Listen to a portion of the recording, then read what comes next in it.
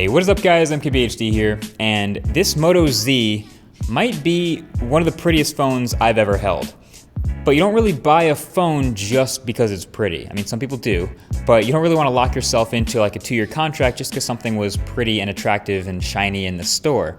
You got to get to know it first. So that's exactly what I'm going to be doing over the next couple days and weeks for my full review of this phone to know exactly how good it is and where it stands. So right off the bat, this is a flagship, so it's supposed to represent the top end of what Motorola has to offer, and they take a few risks here and there too. Now there's actually two phones. The Moto Z is a super thin one, the 5.2 millimeter thin with metal rails and glass on the front and back phone, and the Moto Z Force is actually the slightly thicker one with a larger battery, high resolution camera, and a shatterproof display.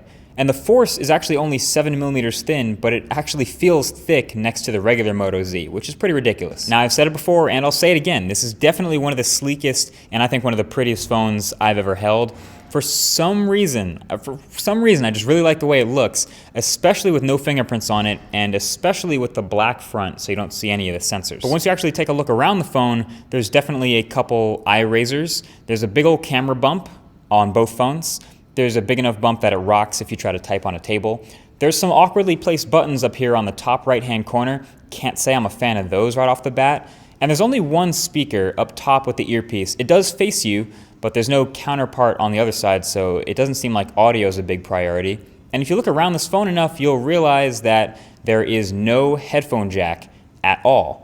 Yeah, they pulled an Apple before Apple pulled an Apple. There's only one I/O on the entire phone. It's just a single USB-C port at the bottom. So just for good measure, they included this dongle, this adapter in the box, this USB-C to headphone adapter, so you can listen to music.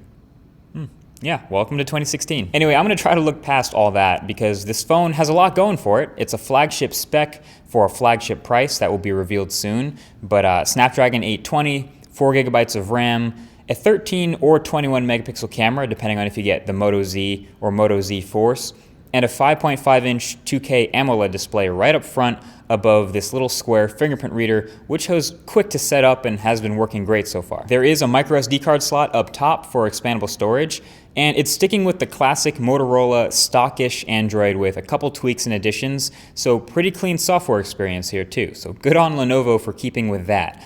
But since it's a Verizon exclusive for the first couple weeks, it becomes a DROID edition phone and gets this lovely Verizon bloatware that we all love so much. Some things like the battery life and the camera quality will of course have to be tested throughout the course of the review, and definitely let me know what else you guys want to see tested for that full review when it comes out. But right now my hopes are sort of in the middle of the road for how thin it is for making the battery so small, but there's also fast charging, so we'll see. Now here's the kicker. These pins on the back of the phone are for attaching a bunch of accessories called Moto Mods. And they don't really fully use the word modular, but you kind of get the idea. There's a bunch of attachable accessories that you can add to your phone with a snap and a bunch of magnets and pins, so you don't have to reboot your phone or pull the battery out or anything like that. And they have a bunch of options right out the gate to start with. So they have style shells that just change the look of the back of the phone to whatever material or color you want.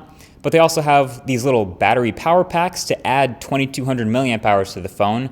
This one almost seems like a day one default add because it shrinks the camera hump and it brings the total battery capacity to being way bigger. And then there's some more interesting ones like a JBL speaker pack with a huge battery and a really loud speaker in it. And a Motorola-made Insta projector, again with its own internal battery and a projector and a kickstand so you can cast whatever's on your phone onto the wall. I'm probably going to make an entire dedicated video about these mods because I have a lot to say about the idea, but so far it seems like the selection is decent. You kind of help more third parties hop in and make their own, assuming this phone sells well, so that you have a bunch more choices. They already have Incipio on board for some. Toomey, a battery company, is making some others.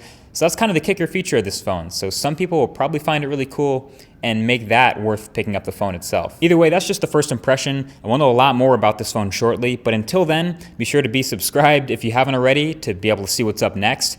And that's pretty much it. Thanks for watching. I'll talk to you guys in the next one. Peace.